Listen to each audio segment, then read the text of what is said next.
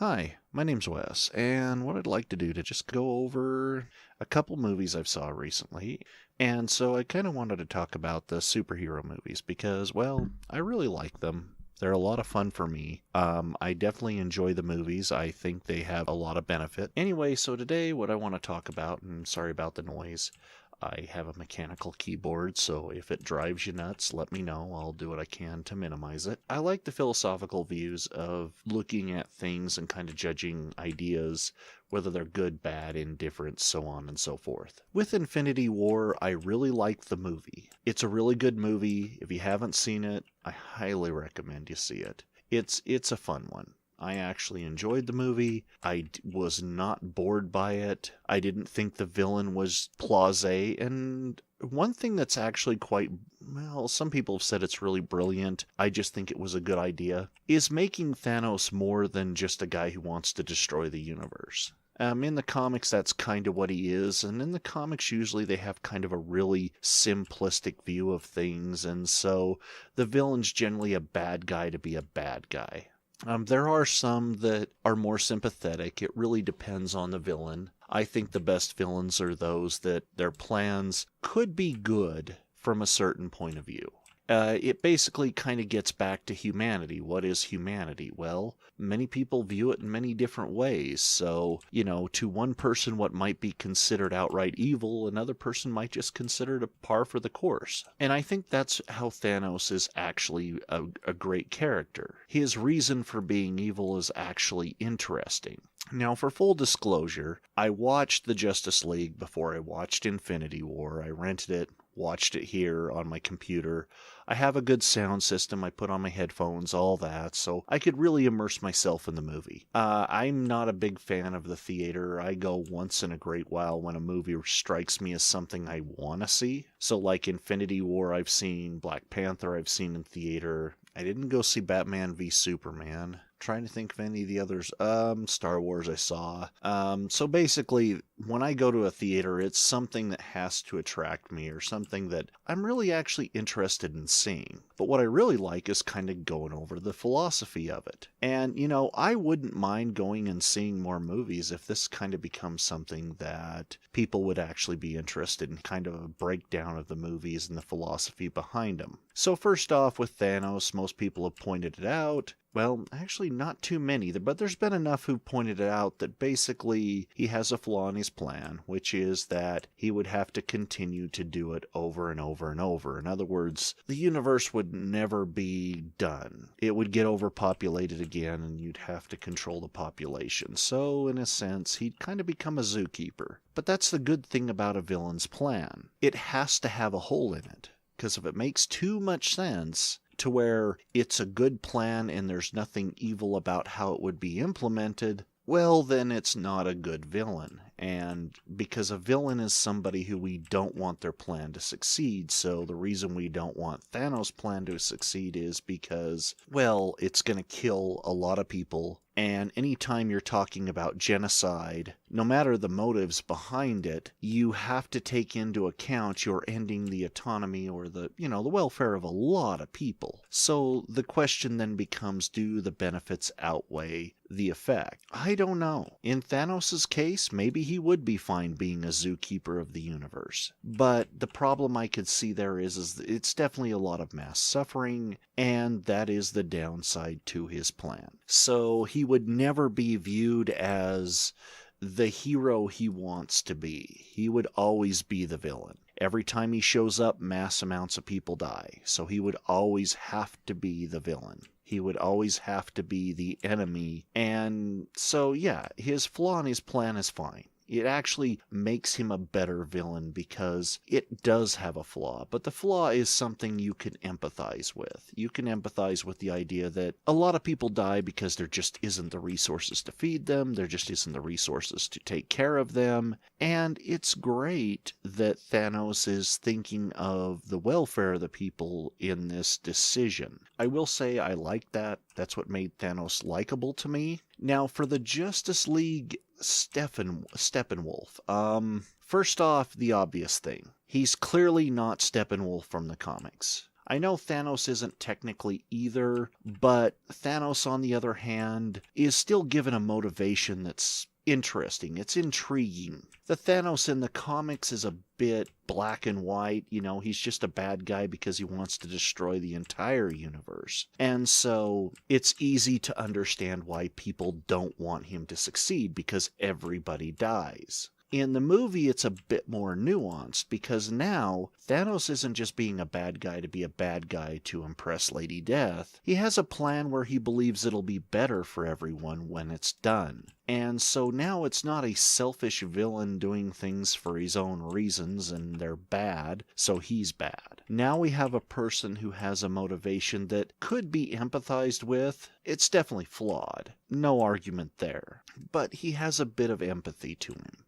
We don't feel he's just a mean bad guy again. We actually kind of get the idea of why he is the way he is. And so this makes Thanos a good villain. This makes it an interesting story to actually see and enjoy on screen. And this is the beauty of Infinity War. It's not about... The hero stories have already been told in other movies, which made it great, because then they didn't have to disclose the heroes to us. Another benefit, that Marvel, I guess I should say, has, is basically they've established everything they have. So with Marvel, I'm not left with the idea of, I don't even know who these people are. It's more of, I know who these people are. I know their motivations. I can understand why they're doing what they're doing. I can understand all of this. And it's not just a bad guy being a bad guy. And, I understand for the Joker, he's just chaos incarnate. And so that's kind of his character. And he can be compelling.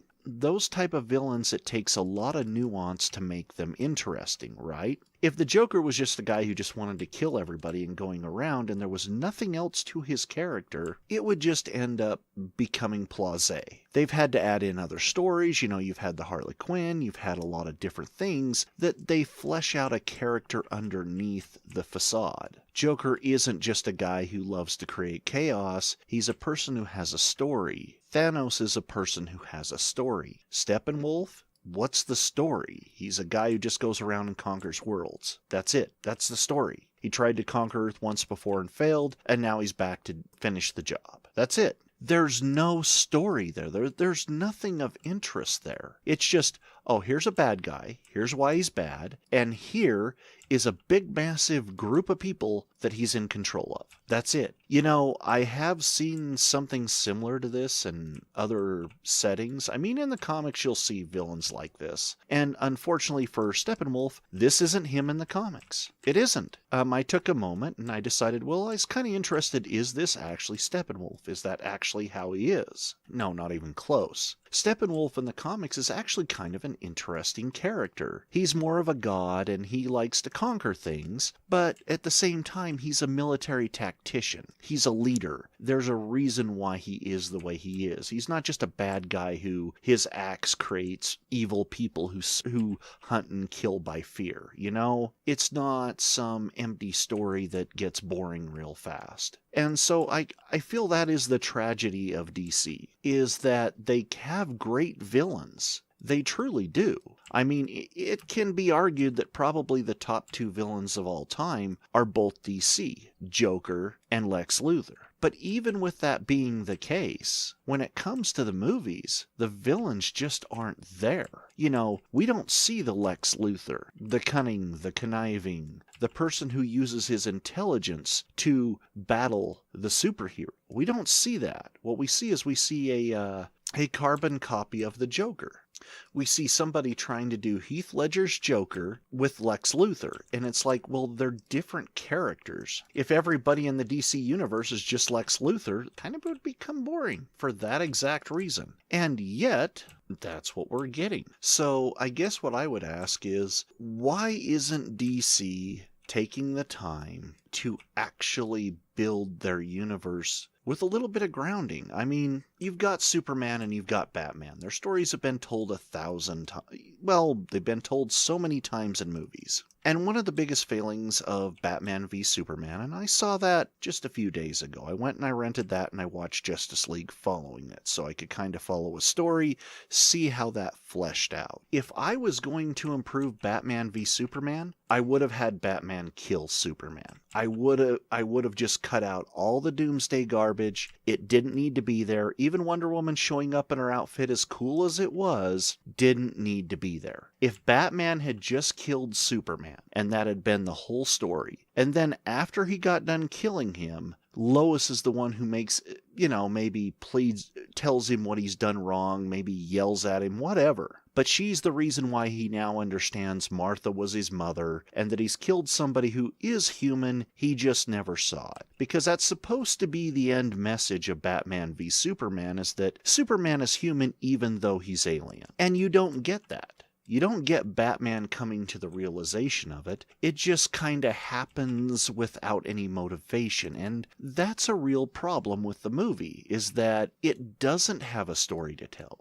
In fact, Batman v Superman, when I watched it again and I started listening to the dialogue more closely because, well, I'm listening to it on my headphones, the noises don't get in the way, I can actually hear the dialogue, it gets worse because there's a lot of things said that are just awkward. And it makes the movie less interesting when they're said that way. For instance, take where the lady says, he doesn't even answer to God, and then says, I think, at the end of that. If you cut out the I think and just say, he doesn't even answer to God, it's a more impactful statement. But adding the I think really makes it an awkward statement. Because it's no longer profound, right? Because the profoundness of the statement is that he doesn't answer to anyone, including the God that they worship. That's kind of what the whole impact is supposed to be. But saying I think on the end of that statement means there's still doubt. And so the statement loses its profound effect. It loses its profound impact. The impact is supposed to be, well, wait, this guy doesn't answer to anybody, and he may not even answer to those we believe everyone should answer to. And so when you start looking at how much better the impact is, there shouldn't be any doubt there, and that would make it more profound. And then that will add a lot more levity to the character. It'll add a reason to actually be interested in the movie. I'm actually interested now. Because here we've given Superman, yeah, he's so powerful. Does he answer to anybody? Does he answer to anything? Is there anything in the entire universe that can challenge him? I realize they're trying to play up maybe he's a god, and that's the whole Lex Luthor thing. But it's not necessary. It doesn't help. It doesn't make it better. It actually makes it kind of worse. And so that's the first problem I see with it, is that, you could have made this a great movie. You could have made it fun to listen to. You could have actually made it more profound than it was. Instead, we kind of got a blasé thing, and it really disappoints me because I think DC could have done a better movie. So,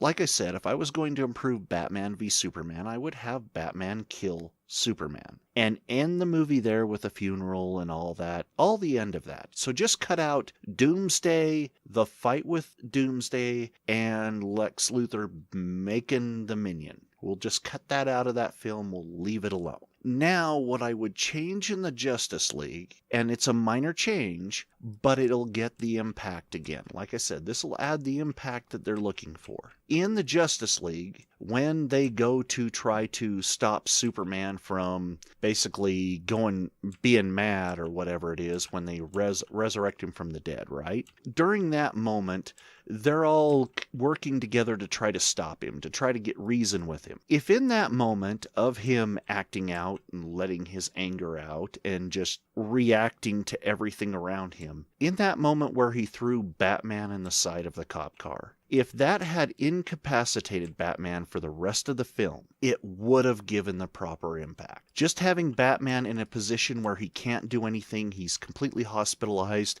coma's a perfect spot for this. One, he gets his revenge on Batman because Batman, killed him, but he's back, and now Batman's there. And then you can have the whole fight with Steppenwolf, and you can have the team coming together. Wonder Woman has to be the leader because, well, Bruce is gone.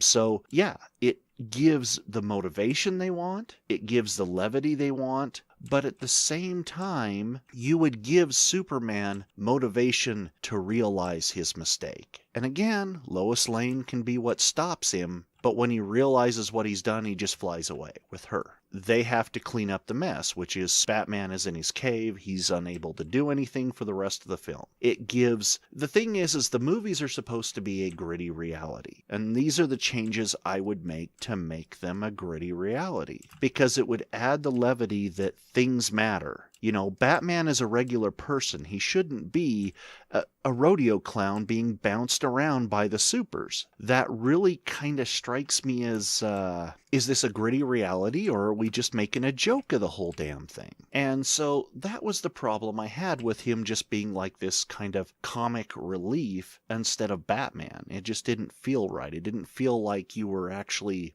exploring him being a person. You were just, he's the butt of the joke, and therefore we're just going to have the supers bounce him around, push him around, and that's not how you do that. And so, I mean, in reality, it probably should have frickin' killed him. That's, you know, if you understand the physics of a car, you'll understand that that side beam between the two doors is a structure there that is meant to save the occupants from a wreck. So clearly it would be able to take a severe impact. And for it to do that much damage to it, it would have had to have incapacitated Batman. You can't be slammed into something so hard it leaves a Batman imprint and you get up and walk away with a dislocated shoulder. That doesn't make any sense to me. And so that's the first thing I would change. I would make that the situation where now Superman has resorted to becoming Batman by judge, jury, and executioner, what he didn't like what Batman was doing. And that would have added the levity for Superman to calm down, realize what the hell he's doing, and actually have some remorse for what he's done. And this would have added the levity they were searching for in both films. Well, now you've only had Superman die once. That's it. That's the other thing it takes away. You don't have Superman dying multiple times, and now it's just a joke. It doesn't matter if Superman dies. That's the other thing that this would solve. It would keep death as a very important thing, because now Superman can't be fine from dying, because unlike with the missile where he gets blown up in space and then he just comes back to life when the sun shines on him, this time they had to bring him back to life, and that was the only way to do it. Now you've got your levity, you've got your gritty reality, and you haven't made death a joke, right? He's only come back to life once, and it took the Kryptonian ship to do it. So now you can have them destroy the Kryptonian ship during making Superman. So the ship ends up being destroyed. Well, now you have levity because they can't bring him back again. They can't bring Superman to life again. The ship has already been used up. Its power is gone. And now it's no longer it's no longer like the pit of Lazarus, which is kind of what it's becoming in the films. And basically it would make it so that people would be interested in not having it go awry. It would be a good story and it'd be compelling. And you could cut a lot of excess time and excess garbage out of the films that really drug them down. By only having Batman and Superman in the first film, you could, in essence, cut out the Martha scene. It's not really necessary. You could leave it in, but you could cut it out. But I think it's fine either way. Just leave the Martha scene in. Fine. We'll just go with the one consultation. I think that'll work. So my kind of look on it is, you do these two changes, and the films become vastly better. Superman coming back to life isn't like an automatic given. It took something that now is gone. And now you have exactly what you need to keep the story moving, and it has levity. It's still a gritty reality. And those two changes, I think, would have made the films better. Now you can have Wonder Woman stepping up as the leader. Batman's really not necessary for the second half of the movie anyway. It really doesn't give them any insight. He's just kind of there. So we could really, in essence, cut him out, and it wouldn't change the movies one bit. However, if there is like minor details like knowing information, Alfred can definitely fulfill that role. So we have everything we need to make it a better movie, and none of it requires all the crazy stuff that happened in both of them that just went awry. So that'll make both better movies. Steppenwolf, actually, if you ask me, he should have been more like his comic book character. I don't know why they went with this guy who just creates a bunch of random CGI enemies. It's kind of like the droids of the Star Wars Episode 1. There's so many of them, after a while, they're not even a compelling villain, they're just a bunch of people that be destroyed. And so, your fights with them, when they're long and drawn out, only manage to take away from the film. They don't actually make anything better. And so that would be what I would change. Now, you may agree with me, you may disagree with me. Just let me know what you think in the comments, or if you feel like commenting, but basically that's where I stand on it. And so going forward, I think what would be the best thing for DC to do is establish characters. For instance, Aquaman. The perception of him is he's just a dumb hero that talks to fish. That's still the perception of him, and then the other thing is I've talked to a lot of people when movies come out, and I've asked them about movies, and many of them have said, nah, I wasn't interested in it. DC doesn't have the interest it once did because of these missteps. And if DC wants to go big, they've really got to rein in their stories. If DC wants to come out and try and just do things big, they really have to rein the stories in. You either have to forget origin stories, and so you have characters in there we aren't going to feel for, or you establish characters, work them together slowly in little bits and pieces until you finally have movies where they're working together and it comes together as one big piece over time. You take a look at Marvel, okay? They didn't start with the Avengers. Marvel worked up to the Avengers, and the heroes they had in the Avengers just happened to work. People like the heroes, so that's why they're there. And so if that's the case, we've got to be aware of this when we look at the movies, Hey, you've got to be aware of what you have, what's going to work, what's not going to work. And if you're not doing that, you're doing a disservice to the fans. You're doing a disservice to the very people who are going to make you happy. The people who are going to go see your movies, they aren't going to see your movies if there's nothing interesting to watch. And I think that's the biggest and most important point. Is that if DC going forward wants these team-up movies, they need to establish the heroes for the team-up. Wonder Woman, Batman, and Superman were the only established people, and that was half the team. That was half of the heroes on the screen. The other ones got such a small story behind them. One you had to watch a TV show to even know anything about, and the other two were just like, oh, here's these people. They could be like the Teen Titans, they could be this, they could be that. We haven't established them, so your guess is as good as ours. And that's the whole problem with it. They never establish the characters, so what happens, it just feels like, who are these people? Should I care? Why should I care? Unfortunately, I think that's how it's going to be for a while. I'm sure they can do better. I'm sure they can make something interesting. For right now, though, I don't know how long it's going to take them or if they're even going to go for it. I just know that it's pretty bad when this seems to be the norm right now. Anyway, my name's Wes, and just let me know if you're interested, if this was something you liked listening to. I enjoyed watching most of the movies. I think there's promise for DC. They just need to figure out what they want to do.